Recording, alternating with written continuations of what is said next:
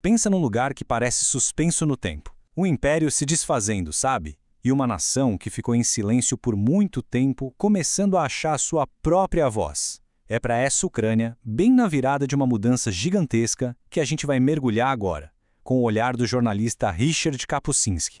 Vamos lá? A gente está em Donetsk, bem no coração industrial da Ucrânia. E o que a gente vê ali? Uma mulher vendendo cascos de vaca na frente de uma loja de departamentos. É uma cena surreal, um baita sinal dos tempos. O sistema antigo está desmoronando e a vida de todo dia vai se adaptando de jeitos que a gente nem imagina, às vezes até bem chocantes. E essa é a resposta dela quando perguntam para que servem os cascos. Pode-se fazer sopa com eles. Pronto, em poucas palavras, tá aí o retrato do colapso da normalidade. A questão não é mais comércio, é sobrevivência. É a imagem de uma economia, de uma sociedade inteira se desintegrando, onde tudo, absolutamente tudo, tem que ser reaproveitado de alguma forma.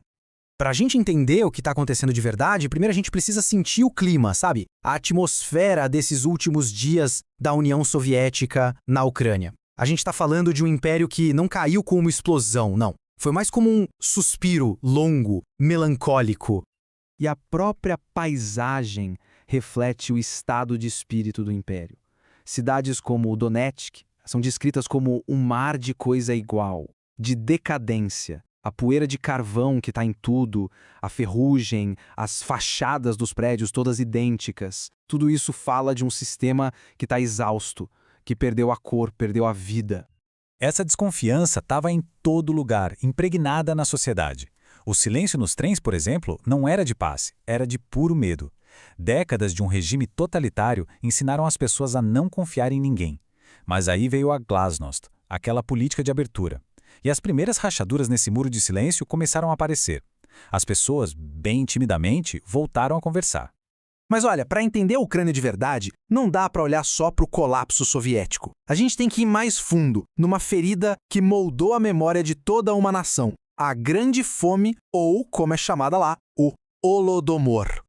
Essa é a senhora Bronislava, e o que ela diz é devastadora. Ela não olha para o passado com saudade, nem só com dor, mas com a distância total, como se a vida dela tivesse acontecido com outra pessoa.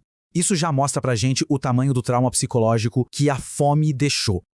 E aqui é fundamental entender uma coisa. Isso não foi um desastre natural, de jeito nenhum. O Holodomor foi uma fome projetada, fabricada, a política de coletivização forçada do Stalin, as ordens para confiscar todo o grão das aldeias, sem deixar nada, e ainda por cima fechar as fronteiras para ninguém conseguir escapar, tudo isso foi deliberado.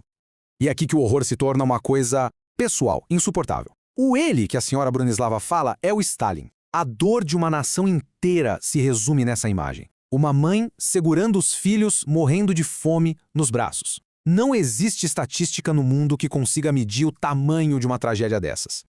Mas os números existem, e eles são assustadores. Historiadores estimam que perto de 10 milhões de pessoas morreram de fome. Pensa só, 10 milhões de vidas, cada uma com uma história, uma família, um futuro. Todas perdidas não por causa da natureza, mas por uma política pensada para isso. Bom, seria de se pensar que um trauma tão profundo e compartilhado uniria a nação, né? Mas a realidade é bem mais complexa.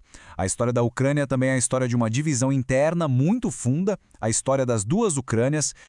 As diferenças são gigantes. De um lado, no oeste, a gente vê uma região com ligação histórica com a Europa Central, onde a língua e a identidade ucraniana se mantiveram mais fortes. Do outro lado, no leste, o coração industrial do país, com uma população enorme de ascendência russa e onde décadas de russificação deixaram uma marca bem profunda. Não são só diferenças de mapa, são jeitos diferentes de ver o mundo. E essa divisão fica muito clara quando a gente olha para os números da mobilização das pessoas. Numa manifestação pela independência, Lviv, lá no oeste, juntou 40 mil pessoas. Já Donetsk, no leste, só 5 mil. Isso não quer dizer que o leste não queria mudança, mas mostra que o centro do movimento nacionalista estava, com certeza, no oeste. Então, mesmo com essas divisões, a vontade de ter um futuro diferente estava crescendo.